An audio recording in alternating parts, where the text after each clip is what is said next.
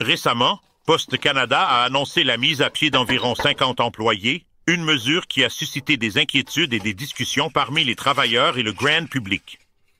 Cette décision intervient dans un contexte de défis constants auxquels Poste Canada est confronté, notamment la diminution du volume de courrier et l'augmentation des coûts opérationnels. Alors que la communication numérique continue de gagner en popularité, les services de courrier traditionnels connaissent un déclin substantiel, ce qui alimente les débats sur la durabilité des services postaux à l'ère moderne. La réduction des effectifs fait partie d'une stratégie plus vaste de Poste Canada visant à s'adapter à l'évolution rapide des conditions du marché. Au cours de la dernière décennie, l'entreprise a connu une baisse significative de la distribution de courrier traditionnel, avec une évolution notable vers les colis et les services de commerce électronique. Cette transition, bien que lucrative à certains égards, n'a pas été suffisante pour compenser les pressions financières découlant du maintien d'une vaste infrastructure physique conçue principalement pour les lettres plutôt que pour les colis. Par conséquent, Poste Canada met en œuvre des décisions difficiles, y compris des mises à pied, pour s'adapter à ce contexte changeant.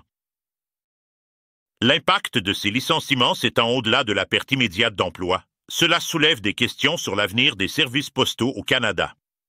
Les employés sont naturellement inquiets quant à la sécurité de leur emploi et les communautés qui dépendent des services postaux peuvent être confrontées à des interruptions de services.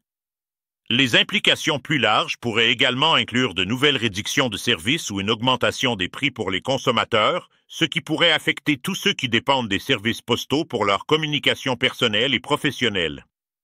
Cela est particulièrement crucial pour les zones reculées et rurales, où les services postaux sont souvent vitaux pour les résidents.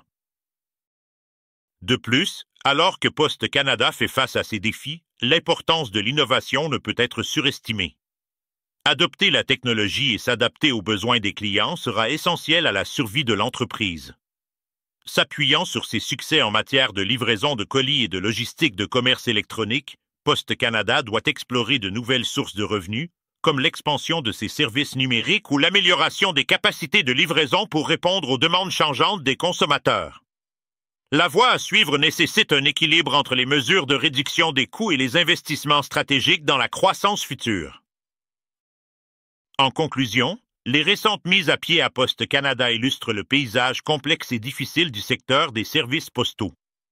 Alors que l'entreprise est confrontée à une diminution des volumes de courrier et à des défis opérationnels croissants, la voie à suivre exigera de la flexibilité, de l'innovation et une concentration renouvelée sur le service client. Le résultat de ces changements dictera non seulement l'avenir de Poste Canada, mais façonnera également le paysage plus large des services postaux dans un monde de plus en plus numérique. Les prochains mois et les prochaines années seront déterminants pour définir la manière dont Poste Canada s'adaptera à l'ère du commerce électronique tout en préservant l'essence du service postal pour tous les Canadiens.